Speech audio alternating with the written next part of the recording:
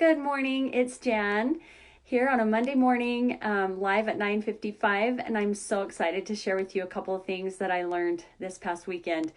One is that I talked to a really good friend who is a super influential person on social media, and he encouraged me not to go live quite as many times as I've been going live. He says that actually, when you go live too often, it competes. There's too much competition, and your lives won't be as far reaching if you go live too often. So I'm taking his advice, and I'm going to just cut this down to 2 to 3 times a week so that the content gets further out there and more people see it. So we always got to be learning, right? And being coachable and teachable is such an important part of continuing to grow to be the best version of ourselves, which is what we're all about, right? That's why I'm doing this every day, is to be a better me, and hopefully some things that I have to offer can help somebody else. So another thing that I want to share, I actually learned a long time ago. And I have employed this from time to time, sometimes better than others. Hey, you guys, thanks for watching. I see some people out there. It's awesome to see you.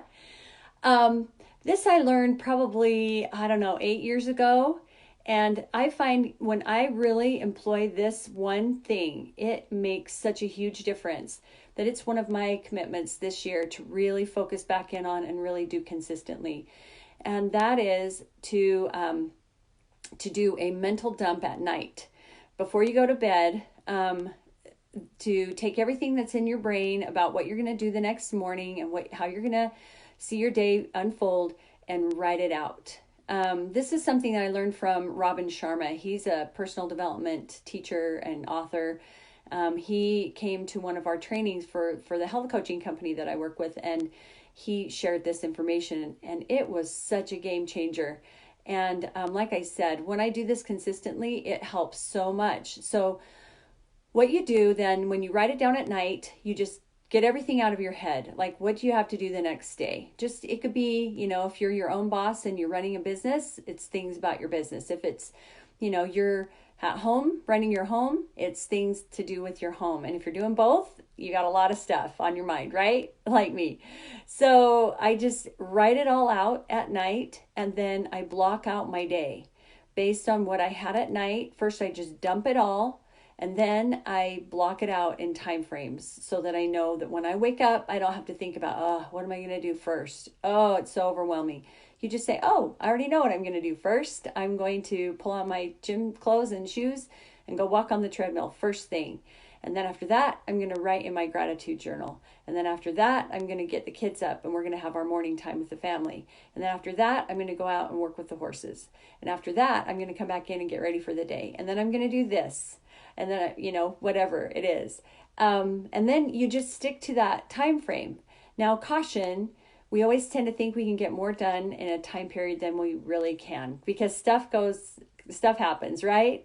So we need to be realistic with this whole thing. So be sure you give yourself ample time and block out some buffer times too. Maybe a half an hour here, half an hour there, if you happen to get off on your schedule a little bit.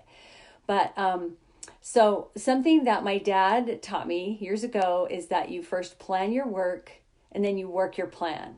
So that way you don't get worked by the day, you work the day. And so if you guys think, this is something that's helping or something that you could use, put work your plan, hashtag work your plan in the comments so that I can tell that this is something that might help you. And something, just side note, my mom, who is 95, just got a new iPhone watch for her 95th birthday. She's getting into technology just now. Actually, she's pretty good on a computer and she does a whole lot of things, but now she's really loving her iWatch. But the watch that she's been wearing is my dad's watch that he got 30 years ago, or not 30 years ago. He got it for a 30-year commemoration of his work with education. And so she's been wearing that watch. She had it sized down when my dad passed away. And then when she got her iWatch, she gave me my dad's watch.